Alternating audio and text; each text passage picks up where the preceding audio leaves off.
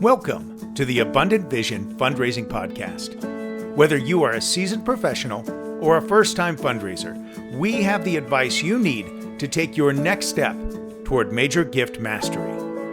I'm your host, Tom Dauber, President of Abundant Vision Philanthropic Consulting. Last week's conversation was a blast. I'm so excited to have you with me for this next segment. Let's get back to the show.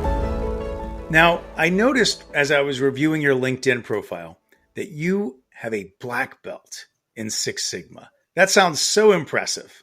The black belt. I love that they use that terminology. That's a unique qualification in the nonprofit world. You don't see that a whole lot.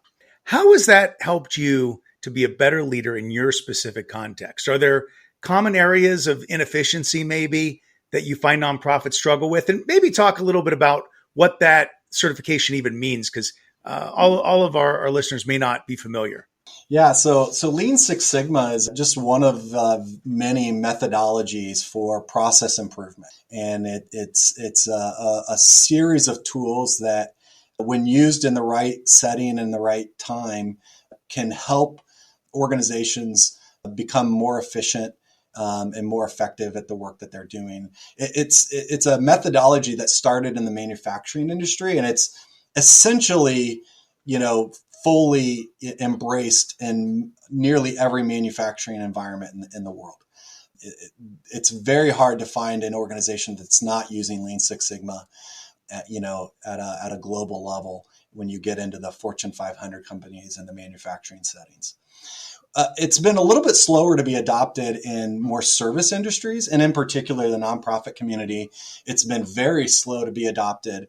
And yet I heard about it and learned about it from a friend who was in manufacturing.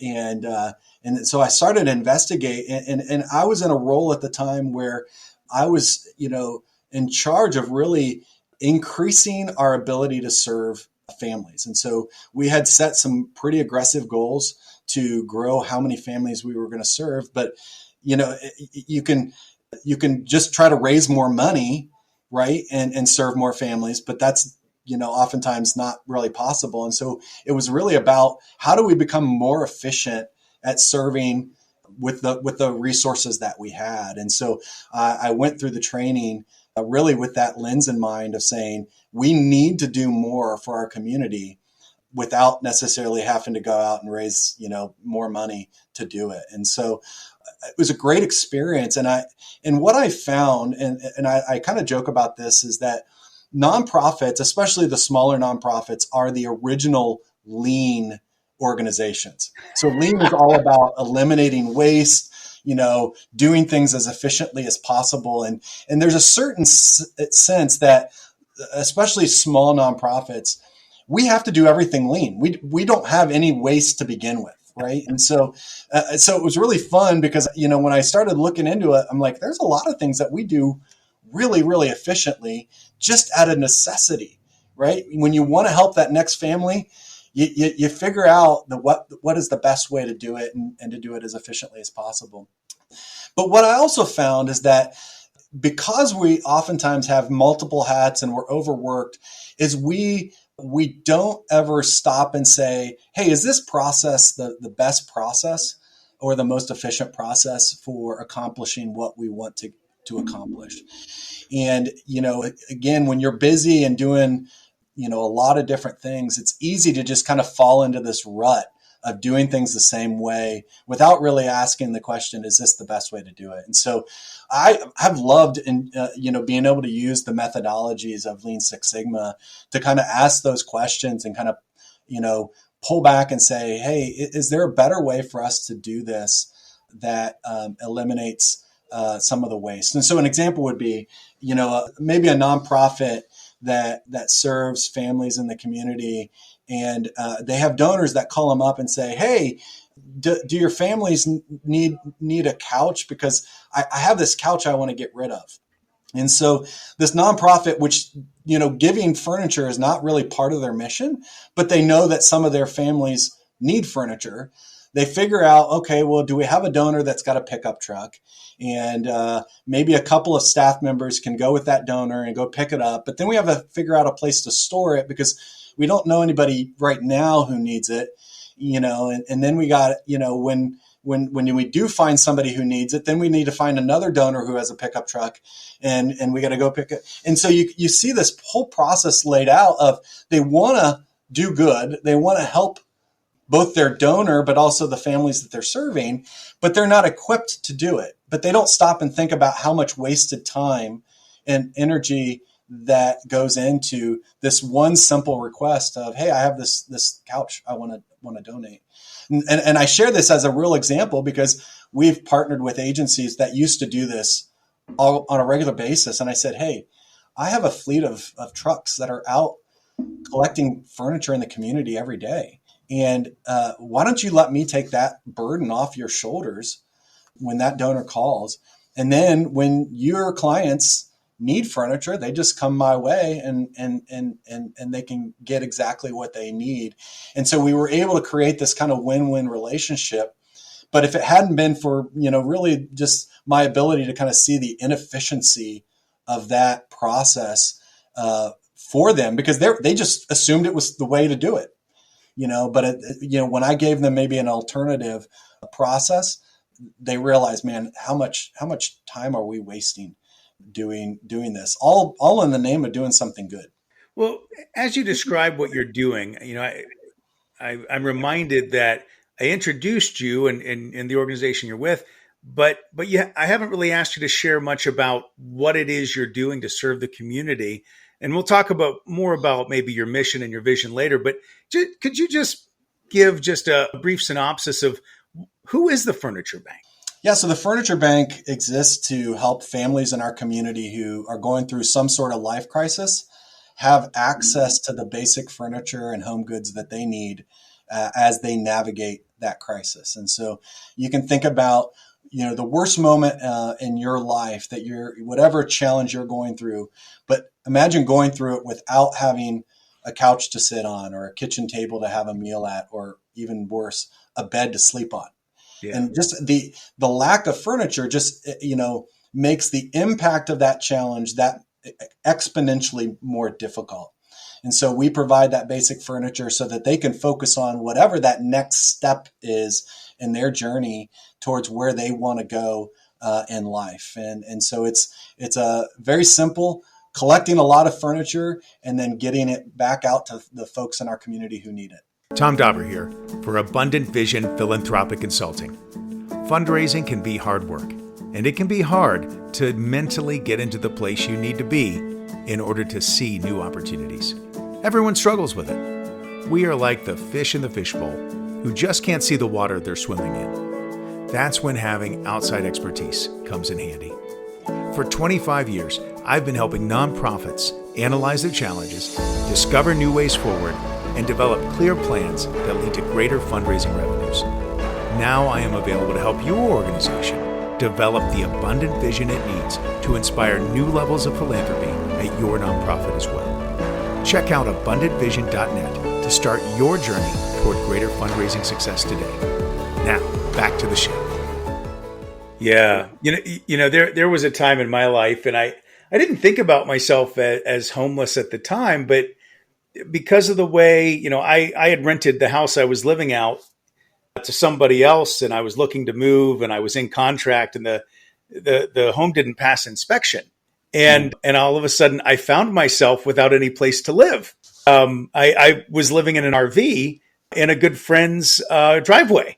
And one day I was sitting there thinking about this issue, was reading about it, what is housing insecurity? I'm like, oh, that was me. I fit that. And of course, here I am, full-time job and all these things. And we made the best of it. We were staying at my kid's close friend's house, and they had a swimming pool. It was a very fun summer for us living in the camper. But I was fortunate though, because the property that I did own as a homeless person had a large garage, and so all of our stuff was in the garage.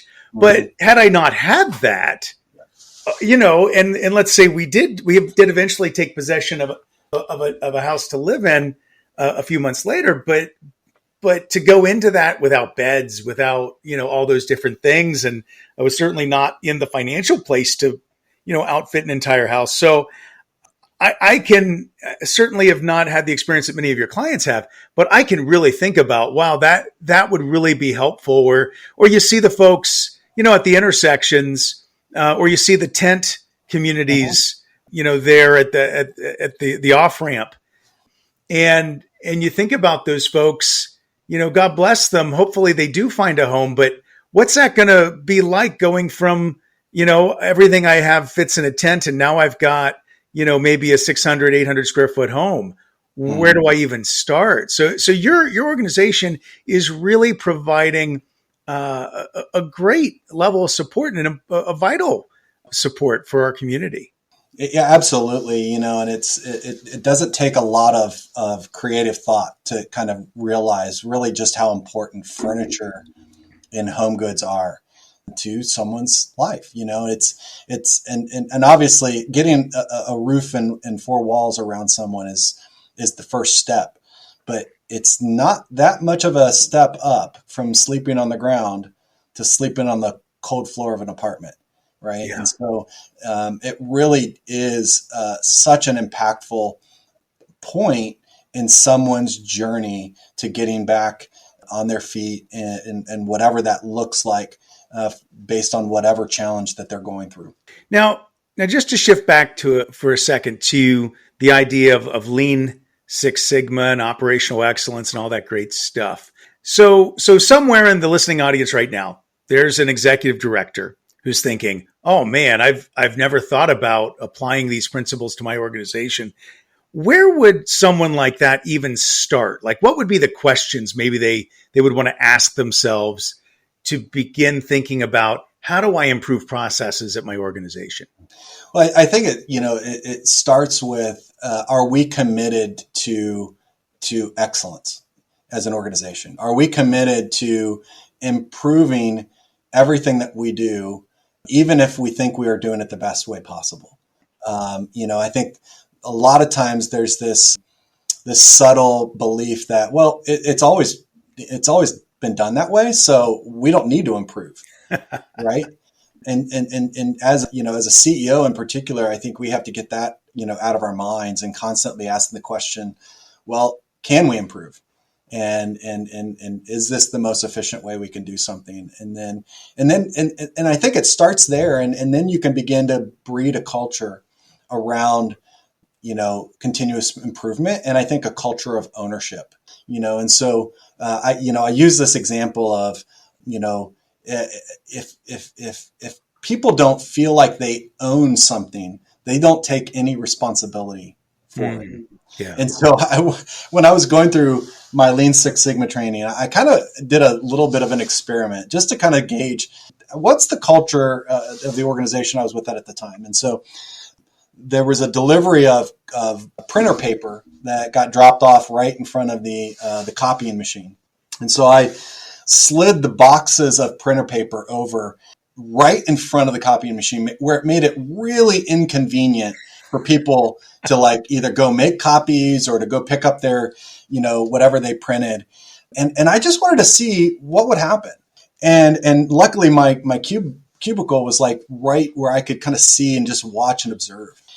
And what was funny is it went a week of people just kind of trying to inconveniently work their way around this box and go about their business, versus it would have taken one person 30 seconds to move the boxes out of the way, and then it wouldn't have been there, in anybody's way. But it was really emblematic of, I think everybody just assumed, well, if they're there for a reason, and it's not my responsibility, so I'm just going to leave them there. And I think that showed we had a pretty low ownership culture. And so I think as a CEO, one of the big steps is, how do you improve ownership?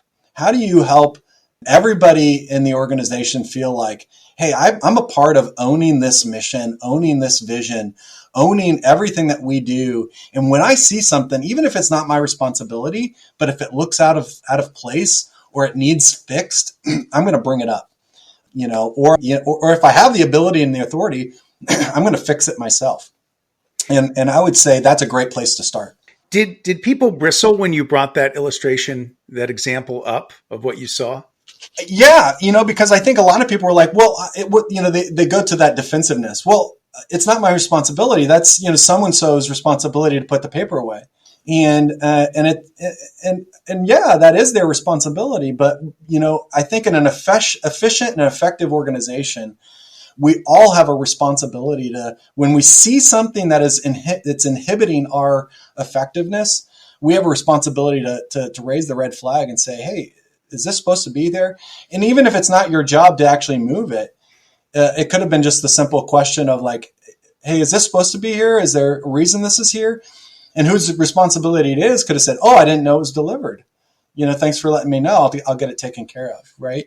And so, that ownership and that desire to say, hey, I want to be as efficient as possible with my time for the organization.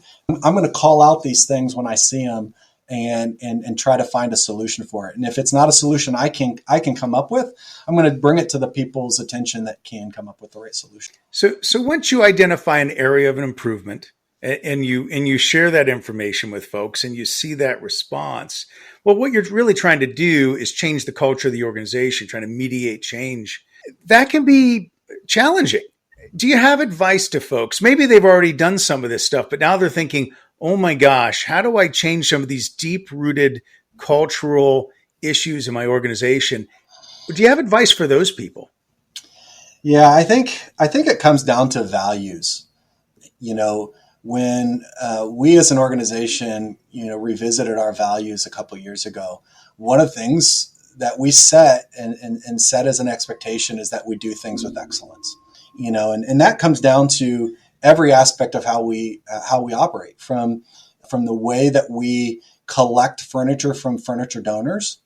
We want to treat each of those donors well and with respect and dignity, and be careful with the furniture that they've donated to us to help another family. But at the same time, we want to serve each and every client with excellence and with dignity. And although I can't control what furniture I have in inventory for them, and a lot of times it may not be as nice as I would prefer it to be, but I know that they'll appreciate, having any couch over no couch at all. But I can still make sure that how we treat them and how we care for them and the whole process that they go through is done with excellence. And so, having that value as a stated value that then every person that comes into the organization, hears about and learns about and agrees to, I think that goes a long way to helping to change the culture of the organization. Now, I'm not idealistic enough to know that you're going to get 100% buy-in, but it really, the longer you go and the more you really instill those values and show that it's being demonstrated at every level of the organization, the easier it is to say, hey, this is a part of who we are as an organization. And that's really the expectation that we have of each and every employee. That's all the time we have today. But be sure to tune in next week to hear the next part of this exciting conversation. Now, if you've enjoyed this podcast, please be sure to subscribe and give us a 5-star rating on your podcast provider. I'm your host, Tom Dauber. Thank you for joining me as we journey together towards major gift mastery on the Abundant Vision Fundraising Podcast.